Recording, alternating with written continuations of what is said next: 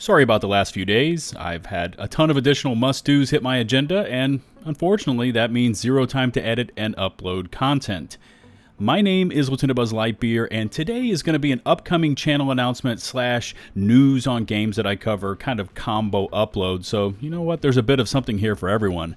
But before we begin, huge shout out to everyone that has been viewing my content and subbing to the channel. We are about to hit 86,000 subscribers, and I wanted to thank you so much for all the recent support. In case you aren't yet a sub, please take a moment to smash that big, beautiful subscribe button to stay up to date on most things FPS, including new releases, along with some of my personal favorites. And while you're at it, make sure to ring the bell to receive all my future upload alerts. Let's go.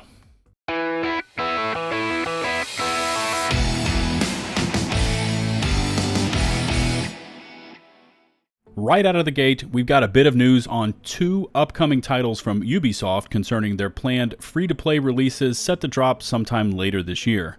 Now, the first is the Division Heartland, and for those of you that have been following my channel for a while, you know that I'm a huge fan of this franchise, having played and covered both the Division and the sequel extensively on the channel. Heartland is set in the universe of the Division and is said to be loosely based on the original Division game's popular survival game mode. Now, Heartland and anything surrounding it was pretty hot early to mid last year, so 2021, where they had a closed playtest under NDA and then the footage got leaked out. Since that point, there has been zero information coming from either Ubisoft or Red Storm, the studio heading up the development on the game. At one point, a cover art photo appeared, I believe it was on the Xbox store, but it was removed almost immediately, and anyone who saw it and posted the photo was immediately hit with a copyright strike, me included. The latest on this game are these official photos that appeared in the Ubisoft store yesterday, showcasing an agent opening a cache, an environmental shot of the fictional setting, and several what look to be PvP photos. And as a fan of the franchise, I'm really interested to see what this game has cooked up, because it has been eons since the closed playtest with no information. Is this game going to release in a similar state to what we saw in that 2021 leaked footage, or has Red Storm taken it back to the drawing boards and overhauled it from stem to stern? If Heartland is appearing on the Ubisoft store, it could mean we will find out soon. The second bit of Ubi news is the latest from Tom Clancys Ex Defiant. Wait, you don't remember this game, or how about these guys? It's fast-paced firefights meets punk rock mosh pit. We're proud to introduce our new game, Tom Clancys Ex Defiant. There, maybe now you remember whatever this game was going to be. Anyways, the latest from this franchise is that they finally did something classy, I guess we're going to call it that, classy, and dropped the Tom Clancy moniker from the game. So now it's just Ex Defiant. Now, I personally don't know where this game is targeted at or what it is attempting to do better than any other FPS that has come before it, but you know what? Apparently Ubisoft is still pushing forwards with the project. And all of this on the heels of their other recent announcement that they were pulling the plug on their previous free-to-play FPS. You remember Hyperscape? So it looks like Ubisoft is just ignoring all feedback and recent setbacks and stepping up to the plate yet again. Well, at least they let go of the idea of incorporating Tom Clancy into this game, temporarily subduing the pitchfork-waving gamer base. Moving on, and we've got to talk about Battlefield. And I've been going back and ranking up my Battlefield 1 PC account, and I've got to say that this game is still damn fun to play. Now, I personally miss the modern settings, weapon attachments and everything you would find in, say, like Battlefield 4, but the way that Battlefield 1 performs and just looks visually is stunning. I also get really pumped up every time the soundtrack just starts thumping during the round start and end times. I've been running into some of you in the servers and being recognized, and hey man, I'm having a blast with you guys, so I appreciate it. Now, besides the hacker issues, which seem to be restricted to official EA servers, still don't know why this game doesn't have Vote to Kick or something like Punkbuster. Anyways, besides those ass clowns using the cheats, my playtime has been superb. And just to think, just look at how much of a contrast this game was, which came out in late 2016, and then you stack it up against a 6-year newer game in 2042, and you see just how much the game has downgraded over the last 6 years. And speaking of 2042, the hits just keep on coming, as I am reading about daily fixes or known issue reports popping up since Update 3.3 went live. Who would have thought the installation of a refreshed scoreboard and a few minor tweaks would have wrecked so much chaos on the base game? But then again, this is DICE we are talking about, so anything is possible. I've received numerous messages from PlayStation owners who have no ability to toggle the scoreboard on or off during the round, and we know that DICE is still not able to get the scoreboard to display at round end, as that will be coming sometime in a future update. But here is the one that really blew my mind. Since Update 3.3, there is now a new bug where players spawning into a round are being placed in the enemy spawn points, which is of course considered out of bounds.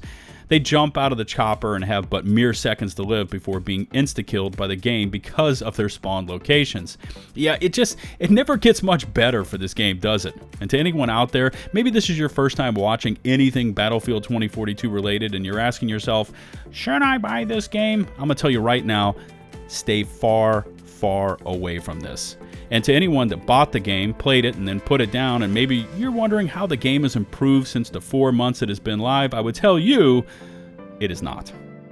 Which, kind of leads me to a game that has been steadily improving, and that game is World War III.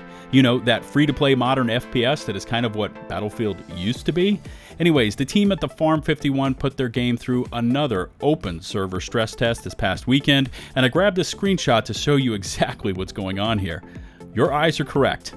The WW3 open stress test was posting more live players than a $100 plus AAA Battlefield title that is just 4 months old. Now, World War III just went through a major sound design overhaul, and it has fixed a ton of issues. It's still not perfect, it still needs a lot of work, it needs more content, and just me speaking personally, the vehicles are still way too overpowered, but all signs lead to a positive movement for the game because the bones are there. The dev team seems to be taking the community feedback and trying to incorporate that into the game, and I expect it to fully release very soon. Now, if they can just get this damn game ported over to console, they will really be slapping around 2042. The final game topic for today is a game that I've covered here on the channel many times, and that is The Day Before. And I was all into this game when the first trailers hit. It looked like a game that had taken the best parts of many other successful games and kind of glommed them all into one cohesive package. However, the studio, Fantastic Games, has since been teasing the gamer base into just boredom with these little 6-second videos, some sort of mega announcement that was just nothing burgers, and then they have consistently missed deadlines that they themselves have set for content releases. Now, the launch has been delayed and teased and everything in between, and now shows on Steam it will release on June 21st. Now, I'm personally not optimistic about meeting that deadline, and we still haven't seen the game being played live without scripting, and the publisher Twitter feed has been tumbleweeds since their last teaser trailer back on January 4th. So, like many others that have been watching this game, I'm already burned out on The Day Before, way before it is ever even released. They have 3 months to get this game perfected and ready for launch, or face a tidal wave of I told you so's when they miss their own deadlines or deliver a subpar product. I guess we're just gonna have to wait and see on this one. Before I go, one bit of housekeeping information for you. I'm going to be going Comstark starting tomorrow up until late March, as I'm going to be taking some much needed R&R and family time. Of course, I'm going to post over in the Discord and on my Twitter, but don't expect any content to hit during this time. Don't worry, I'm not leaving permanently, just taking a bit of time for me and the loved ones. So expect content to start flowing again really late this month and into early April.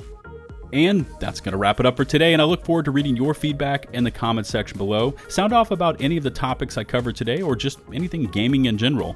Don't forget to smash that sub button and ring the bell to receive all my future upload alerts. If you could take a second more to rate and or share this video, it would be greatly appreciated. You can find and follow me on Twitch, Twitter, and over on my community Discord server. Links to all my socials in the video description below. Thanks again for all the love you've been showing me, my channel, and my content. Until the next one, this is Lieutenant Buzz Lightyear, signing off.